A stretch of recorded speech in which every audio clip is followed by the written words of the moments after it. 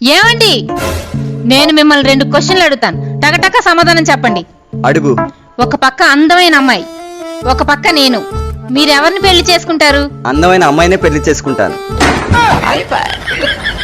ఓ పక్క బాగా డబ్బున్న అమ్మాయి, ఒక పక్క నేను, మీరెవరిని పెళ్లి చేసుకుంటారు?